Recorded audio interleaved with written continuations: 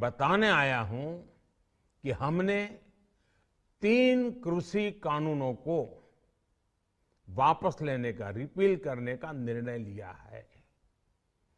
इस महीने के अंत में शुरू होने जा रहे संसद सत्र में, इसी महीने में, हम तीनों कृषि कानूनों को रिपील करने की संवैधानिक प्रक्रिया को पूरा कर देंगे। आज नरेंद्र मोदी सरकार को अपनी हिटलरशाही नीतियों के चलते, अपने घमंड के चलते सैकड़ों लोगों ने जो जान गंवाई है उस आंदोलन के चलते, उस आंदोलन में उस अपनी मांगों को लेकर मैं बड़े अफसोस के साथ कहना चाहता हूं कि सैकड़ों लोगों के शहीद होने के बाद नरेंद्र मोदी जी को ये होश आया कि कानून खराब है, कानून गलत है, उन्होंने वापस लिया। पूरे देश के साथ उनको माफ़ी मांगना चाहिए, सार्वजनिक रूप से माफ़ी मांगना चाहिए, उनके परिवारों के साथ जाके माफ़ी मांगना चाहिए कि जिन लोगों ने अपनी जान गंवाई है, जिनके बच्चे यतीम हो गए हैं।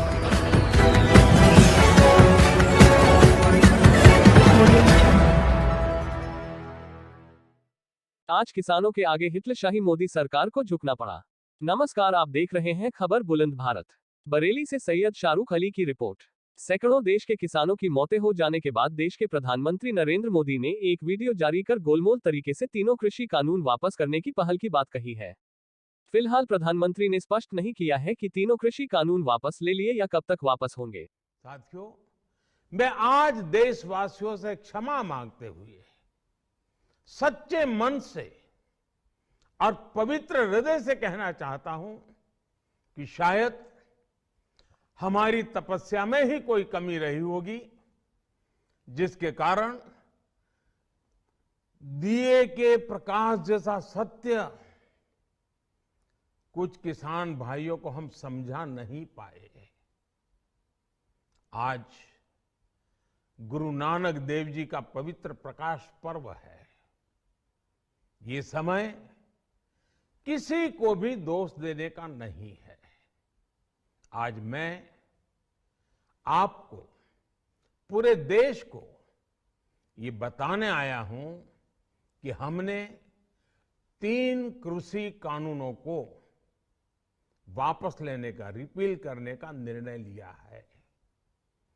इस महीने के अंत में शुरू होने जा रहे संसद सत्र में, इसी महीने में, हम तीनों कृषि कानूनों को रिपील करने की संवैधानिक प्रक्रिया को पूरा कर देंगे। साथियों, मैं आज अपने सभी आंदोलनरत किसान साथियों से आग्रह कर रहा हूं, आज गुरु पर्व का पवित्र दिन है। अब आप अपने अपने घर लौटे, अपने खेत में लौटे, अपने परिवार के बीच लौटे। आइए एक नई शुरुआत करते हैं, नए सिरे से आगे बढ़ते हैं। जिस पर कांग्रेस नेता चौधरी असलम मियां ने अपना एक वीडियो बनाकर सोशल मीडिया पर वायरल किया, जिसमें कांग्रेस नेता चौधरी असलम मियां तीनों कृषि कानून वापस करने के प्रधानमंत्री नरेंद्र मोदी के आश्वासन वाले बयान पर अपनी पार्टी व कांग्रेस नेता राहुल गांधी की पीठ थपथपाए। उन्होंने कहा कि मित्रों से कानून वापस लेने का श्रेय किसानों को देना चाहता हूं, लेकिन उसके साथ साथ अपने नेता राहुल गांधी और कांग्रेस पार्टी को भी देना चाहता हूं। हालांकि देश और प्रदेश में कांग्रेस पार्टी अपनी जमीन खो चुकी है। कांग्रेस के प्रदेश महासचिव चौधरी असलम मियां कृषि कानूनों को वापस लेने के बाद कांग्रेस की लीडर प्रियंका गांधी व अजय कुमार लल्लू इन कानूनों के वापस होने पर श्रेय देते नजर आए। उन्होंने साफ कहा कि कांग्रेस के सभी नेता किसानों के साथ खड़े थे। इन कानूनों के वापस लिए जाने वाले बयान पर कांग्रेस के नेता राजनीतिक रोटियां सेक रहे हैं। हाल ही में उत्तर प्रदेश में विधानसभा चुनाव होने वाले हैं, लेकर सभी पार्टियां अपने चुनाव प्रचार में जुटी है। इसी के साथ कांग्रेस भी तमाम ऐसे संभावित प्रत्याशियों के दम पर चुनाव लड़ने जा रही है, जिन प्रत्याशियों को उनके क्षेत्र में ही कोई नहीं जानता। अपराध भ्रष्टाचार में लिप्त तमाम नेताओं को कांग्रेस ज्वाइन कराकर कानूनी कार्य को कांग्रेस सरकारी जामा पहनाने की जद्दोजहद कर रही है। बरेली जिले की कई विधानसभाओं पर कांग्रेस के ऐसे प्रत्याशियों ने टिकट के लिए आवेदन किया है, जिनके तमाम किस्से जग जाहिर है। क्या कहना है?